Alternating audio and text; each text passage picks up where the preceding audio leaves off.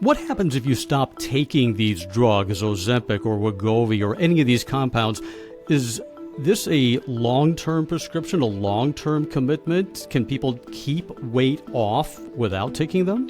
Yeah, so again, looking back at the clinical data, when we look at the Wegovy data that you've seen, kind of weight benefits out to 2 years, both Lilly and Novo have done trials showing that if you stop these drugs, then there's weight regain. So that implies that these drugs are going to be chronically dosed.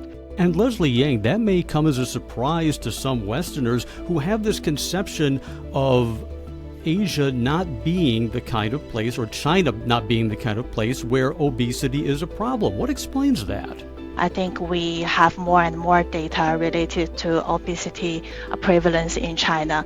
And currently we estimate about 120 million adults who are obese in China, and that could grow as a growth rate of nearly 6% each year to 2030 to reach the level of 180 million. Leslie, you can't blame it on the Western diet. That's okay. We've definitely seen a move towards Western lifestyles as well in China. And Michael, why now? Some of these drugs have been around for a few years, but there seems to be so much excitement this year.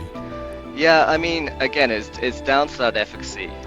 So historically, what's kind of held back GLP-1 uptake is the cost of these drugs.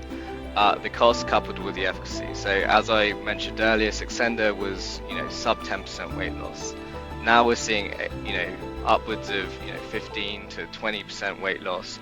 That obviously has benefits on kind of comorbidities of disease, and that can really drive kind of discussions with payers to insure these drugs.